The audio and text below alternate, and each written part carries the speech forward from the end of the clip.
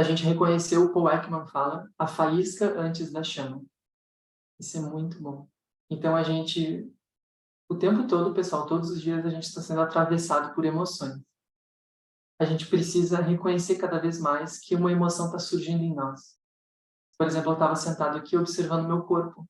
Eu vi que eu estava um pouquinho tenso, suando um pouquinho, por causa de medo, né? De insegurança. Então, eu percebo os sinais e eu vejo que eu estou com aquela emoção presente no meu corpo. O corpo ajuda muito a perceber as emoções. E daí, antes que eu seja tomado pela emoção, eu percebo que ela surgiu. É a faísca antes da chama. Isso é bom para a raiva, isso é bom para a tristeza, para todas as emoções. Eu percebo que a emoção está surgindo em mim. E ao invés dela tomar conta e acontecer um incêndio dentro de mim, eu vejo e eu consigo regular. É a segunda característica aqui. Eu consigo me manter aberto, percebendo aquela emoção, sem reagir a ela. Eu sei que a emoção vai passar, né? Eu sei, por exemplo, da experiência de outras palestras, que quando a palestra começa e eu estou vendo vocês, é uma experiência de felicidade, de bem-estar, não de medo, né? Então eu sei que logo aquilo vai passar. Então eu não preciso lutar de que empurrar a emoção para longe, não posso estar com medo. A gente faz isso muitas vezes, né, de tentar suprimir a emoção e também não sair reagindo. E daí seria começar a ter um monte de pensamento de medo, um monte de pensamento de raiva.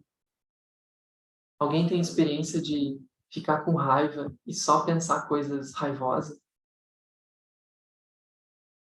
Quando cada emoção que surge, ela nos coloca num período refratário, em que tudo que a gente pensa e percebe, reforça o que a gente está sentindo. Isso é uma coisa que a gente consegue aprofundar muito mais no curso, né? Mas é basicamente essa ideia. Então a gente precisa saber que está no período refratário. Agora eu estou com medo. Então tudo que eu vejo parece mais ameaçador do que é, por causa da emoção. Quando a emoção passar, é como se limpasse os meus olhos e eu consigo ver as coisas mais claramente. A raiva também, né? Quando vocês estiverem com raiva de alguém, vejam se vocês conseguem fazer um elogio para a pessoa. Como você está bonita hoje. Com raiva, a gente não consegue ver nenhuma qualidade do outro. A gente só vê a raiva é o próprio mecanismo de dar um zoom no defeito, no obstáculo, naquilo que eu preciso remover, destruir. Então a gente fica com a mente super estreita. Então, o equilíbrio emocional, a gente vai conseguir manter essa abertura e perceber o que está acontecendo dentro de nós, ao redor, sem ter a mente estreitada pelas emoções.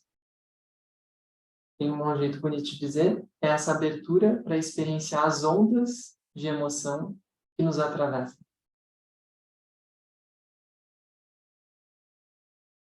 Então, isso já é mais ou menos a conclusão, porque, por um lado, um movimento emocional que a gente tem é de reagir, ou seja, impulsividade,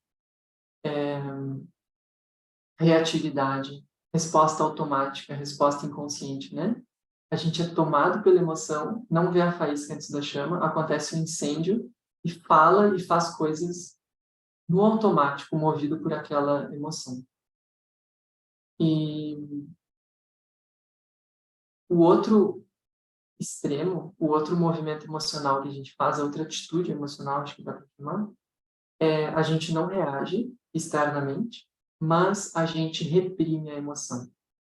A gente tenta engolir, a gente tenta não sentir aquilo. A gente tenta botar para os confins do nosso ser e fazer aquilo sumir. Só que isso é diferente, pessoal, de dar abertura para o que está sentindo.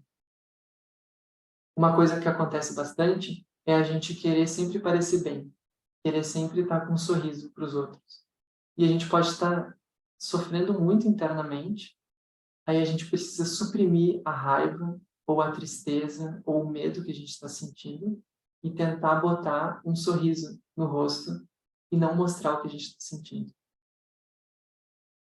No curso, a gente faz uma dinâmica muito legal de supressão, a gente vê que é muito raro a gente ter ambientes na nossa sociedade em que a gente possa ter abertura com as emoções, né? Tem emoções que a gente não pode mostrar no nosso trabalho. Tem emoções que a gente não pôde mostrar e talvez não possa hoje na nossa família. Por exemplo, né, se eu ficar com raiva, aí tem uma coisa, a gente se fixa em identidades. Eu escuto muito isso.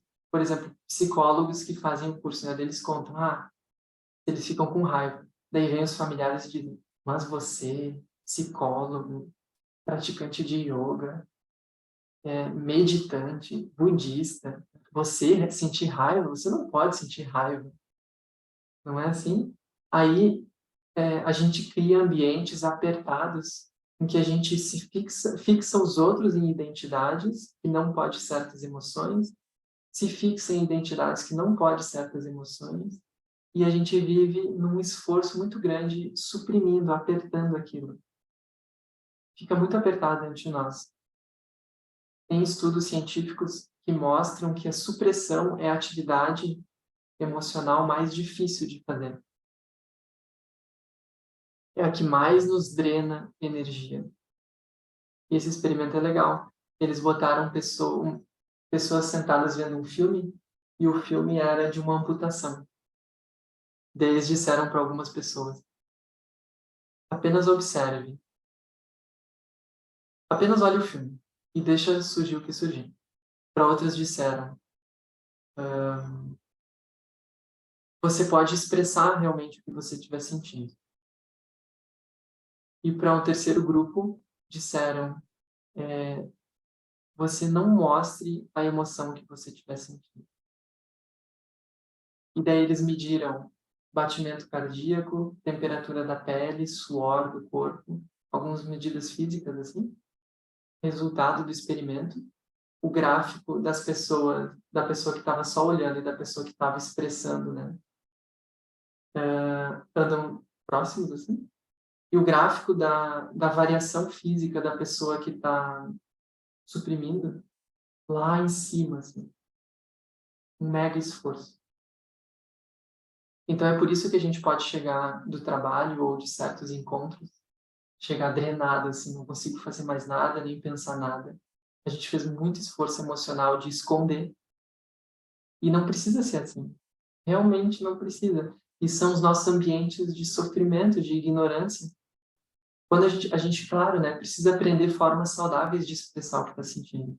Que seja além desses extremos, além de suprimir e além de reagir. Passa por a gente ter esse espaço interno para acolher o que está surgindo em nós e responder de maneira construtiva.